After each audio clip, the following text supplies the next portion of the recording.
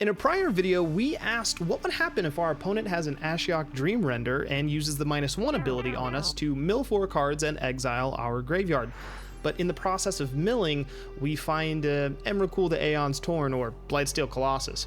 What goes where, and when does that happen? How does this function? There are some really key distinctions to be made between some of these cards, so let's dive into the rules as I've come to learn them. Ashiok Dream Render says that for -1 loyalty counter, target player mills 4 cards and exiles their graveyard. So our opponent activates this. That goes on the stack. We mill 4 cards. Of the 4 are Emrakul the Aeons Torn and Blightsteel Colossus. Now, Blightsteel Colossus says that if Blightsteel Colossus would be put into a graveyard from anywhere, reveal Blightsteel Colossus and shuffle it into its owner's library instead. Emrakul says when Emrakul the Aeons Torn is put into a graveyard from anywhere, its owner shuffles their graveyard into their library. These two cards read very similarly to an untrained eye, but there's an important distinction to be made. If instead versus when. Emrakul says when it is put into a graveyard, and that means that this is a triggered ability. And we've talked about this before: when, whenever, and at. These are all the markers of triggered abilities. Blightsteel Colossus, however, says if this would happen, do this instead, which indicates a replacement effect. Now, replacement effects do not use the stack, and instead happen independent of the stack and cannot be responded to. Triggered abilities do use the stack and can be responded to. Knowing the difference between the two cards now, let's handle Emrakul being milled first.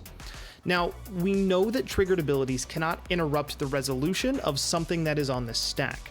And since we haven't fully resolved Ashiok's -1 yet by exiling our graveyard, Emrakul's triggered ability doesn't enter the stack, but it does trigger. It just won't actually enter the stack until after Ashiok's ability resolves. 603.2 says whenever a game event or game state matches a triggered ability's trigger event, that ability automatically triggers. The ability doesn't do anything at this point. For Blightsteel Colossus, however, they have a replacement effect. If it would be put into a graveyard from anywhere, reveal it and shuffle it into its owner's library. Again, it's important to note that replacement effects are not triggered abilities and do not use the stack. The events simply happen.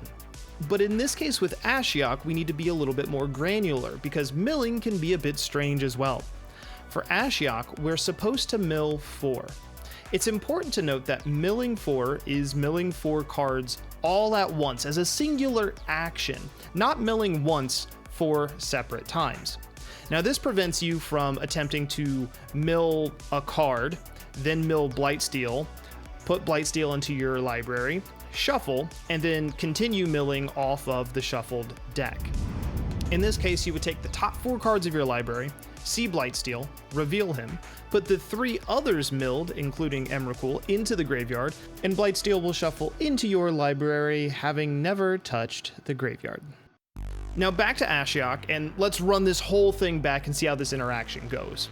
Ashiok's -1 ability is activated and put onto the stack. 4 cards are pulled from the top of the library. Blightsteel is revealed. The other milled cards enter the graveyard, and Blightsteel is shuffled back into the library, technically simultaneous with the cards entering the graveyard. Emrakul has a trigger ready for the stack as it enters the graveyard. The graveyard exiles, resolving Ashiok's ability. Emrakul's ability hits the stack, and you take your empty graveyard and shuffle it into your library. Because the ability is unconcerned with what's in the graveyard, it just says to take that graveyard and smash it into your library. So you're gonna get a free shuffle again. So how did we do? What did I miss? Did I misspeak somewhere? Because that's bound to happen when the verbiage is so nitpicky, but it's fun to learn. It's very interesting. Let me know, and also let me know your weird rules interactions in the comments below. One of them might get picked up and put into a video because I'm trying to learn as much as I can, as fast as I can. Of course, this is Dylan with Top Deck Tech, and enjoy your Magic games.